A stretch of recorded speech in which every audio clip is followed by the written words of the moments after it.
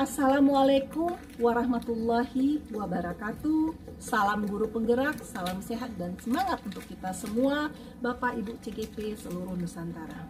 Perkenalkan, nama saya Rahmi, saya CGP dari Kota Padang, saya dari SMA Negeri 14 Padang. Pada kesempatan ini, izinkan saya menyajikan monolog mengenai demonstrasi kontekstual terkait modul 3.1 mengenai dilema etika dan bujukan moral. Bapak Ibu, saya seringkali dihadapkan pada kasus-kasus yang terkait dengan dilema etika atau bujukan moral sebagai pemimpin pembelajaran. Dan selama ini saya tidak bisa membedakan ini dilema etika kah atau bujukan moral. Tapi setelah saya mempelajari modul 3.1 ini, saya jadi tahu bahwa ada kasus yang termasuk dilema etika, ada kasus yang termasuk bujukan moral. Ketika saya dihadapkan pada kasus dilema etika, ada beberapa pilihan yang harus saya ambil dan pilihan ini benar semuanya. Di sanalah menjadi galau dan risaunya. Tapi kalau bujukan moral, pilihannya benar dan salah. Saya tinggal memilih saja yang mana benar, itu yang akan jadi pilihan saya. Dan setelah mempelajari modul ini, saya menjadi tahu begitu bagaimana menyelesaikan kasus dilema etika.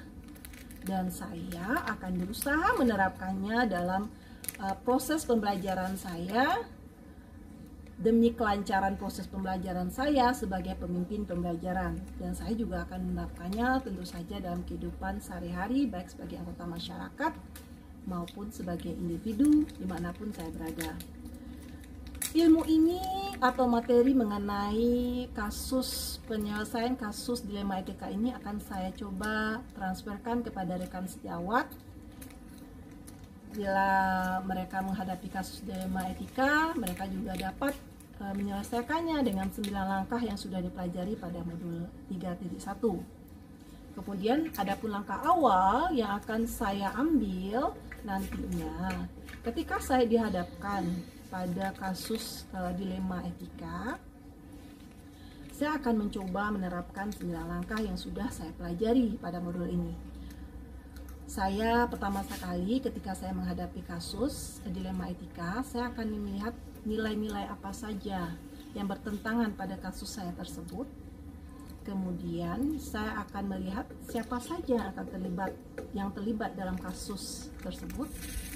Kemudian saya akan melakukan pengujian benar atau salah. Sebelumnya juga saya akan mengumpulkan fakta-fakta yang relevan mengenai kasus saya. Baik, mengenai pengujian atau benar atau salah ini, saya akan melihat apakah ada pelanggaran hukumnya, apakah ada pelanggaran kode etik, apakah ada nilai-nilai yang bertentangan dengan nilai-nilai yang saya anut atau saya pahami. Kemudian saya pun akan melihat jika kasus tersebut diketahui oleh khalayak ramai, apakah menimbulkan ketidaknyamanan ataukah bagaimana. Kemudian saya juga akan mempertimbangkan pengujian benar atau salahnya. Jika keputusan yang saya ambil ini diambil oleh panutan atau idola saya, kira-kira langkah apa yang akan mereka ambil. Dan langkah berikutnya itu saya akan menentukan paradigma apa dalam kasus ini.